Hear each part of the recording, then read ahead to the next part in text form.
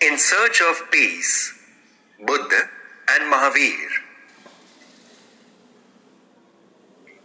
Introduction. Friends, during the 6th century BC, there were many social and religious inequalities and immoralities in our country. In the 6th century BC, important works were done in the field of social and religious reforms in India to prevent them. Some great reformers worked for it, most notably Gautam Buddha and Mahavir Swami. In this chapter, we will get to understand the life of Gautam Buddha and Mahavir Swami, their sadhana, and the humanism that they established. First, we will learn about Gautam Buddha. Gautam Buddha, the founder of Buddhism and the preacher of the whole country, is Mahatma Buddha.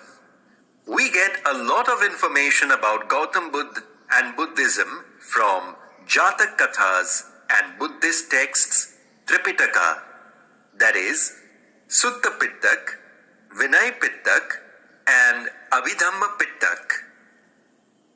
About 550 Jatak Kathas are associated with the ancestors of the Buddha. Early life. There was a state called Kapilvastu in the foothills of Nepal towards the Himalayan region in India. The Kshatriyas of Kapilvastu are called Shakya. It was a republic. The head of this republic was Shuddhodhan. Shuddhodhan's wife's name was Mahadevi. Gautam Buddha was born in 566 BC in Shuddhodhan and Mahadevi's palace. His childhood name was Siddharth. His mother Mahadevi died a few days after his birth, so he was brought up by Gautami Mahaprajapati, who was his foster mother. From a young age, Siddharth was associated with education and knowledge. Next to Kapilvastu, there was a monastery of a saint named Alar Kalam. Alar Kalam was his guru. Siddharth went to his ashram. Here he did meditation. Siddharth's father was worried as he continued to discuss knowledge and samadhi. He thought that Siddharth was going to become a hermit. Siddharth was married at a young age. His wife's name was Yashodhara. He also had a son named Rahul. But Siddharth was more interested in enlightenment than living a luxurious life. So let us see his path to enlightenment. Home sacrifice and sadhana. At the age of about 30, he decided to leave his royal family and kingdom to become a hermit in search of enlightenment and truth. One night, Channa and his favorite horse Kanthak went to the river bank outside the state. Giving up his royal attire, he gave Channa all his ornaments, ordered Kanthak to go to the palace, and himself, dressed as a hermit, walked towards the forest. Siddharth's departure from home is known as Mahabhinishkraman. After leaving home, they went to Rajgrih and then to a place called Puruvela. Here he started penance with 5 Brahmins. He felt that by giving up food and water and giving pain to the body, knowledge would not be obtained.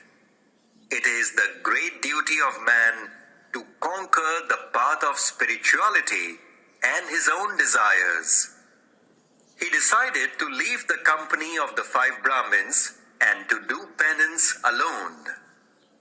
Sitting under a banyan tree at Bodhi Gaya, he began the sadhana for truth and enlightenment.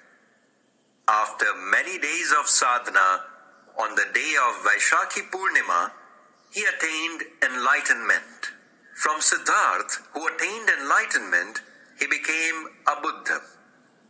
Buddha means awake or wise.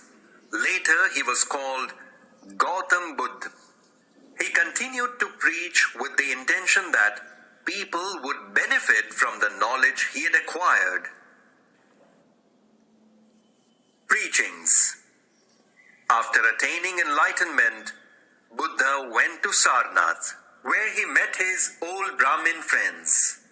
For the first time, he preached to those 5 Brahmin friends at Sarnath. The first teaching of the Buddha is called Dharma Chakra Pravartan.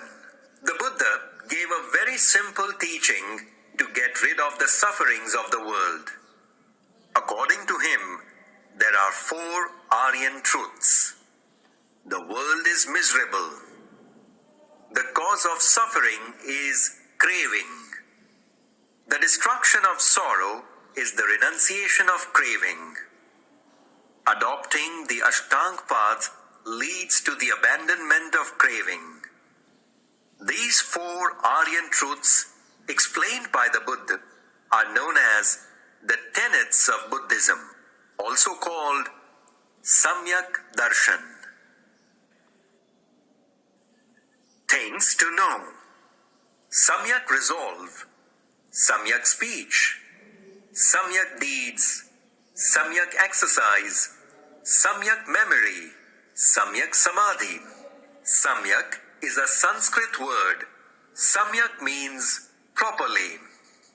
Friends, we have already seen that Buddha proved to be a great social reformer by dedicating his entire life in removing the evils prevailing in the society. So let us now see how he did it. Buddha as a great reformer. Buddha was a great religious and social reformer.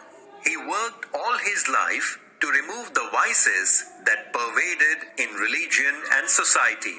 He had many disciples. Like Emperor Ashoka, many kings and kingdoms were inspired by his humanism. He reformed accordingly. Denial of God and soul. The Buddha denied karma and gave importance to karma. According to him, suffering is not possible if there is a God. Instead of focusing on the welfare of the soul, one should live a virtuous life in the present. Opposition to rituals. Opposing the rituals prevalent in Hinduism, he preached to prevent animal violence in yajna. He said that non-violence is the highest virtue. The greatest duty of human beings is to treat all animals with non-violence. Opposition to high and low discrimination. At that time, Hinduism was divided into 4 castes, namely Brahmin, Kshatriya, Vaishya, and Shudra. The Buddha opposed this caste system. He said, a human being does not become great by being born into a high family. He becomes great by his deeds, by his good deeds, by his adherence to truth and non-violence. He vehemently opposed the high and low discrimination prevailing in the society.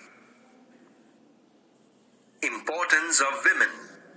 In his humanism, Buddha gave importance to women as much as to men. He said that the path of Nirvana is not only for men. Women can also attain Nirvana through sadhana and duty. Thus, the Buddha played an important role in eradicating the superstitions prevailing in the society at that time. Nirvana. The Buddha attained enlightenment in the shade of a Bodhi tree on Vaishakhi Purnima.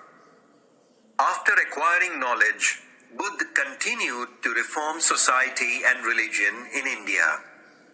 He led many people to the path of righteousness. He preached truth and non-violence and opposed non-vegetarianism and discrimination.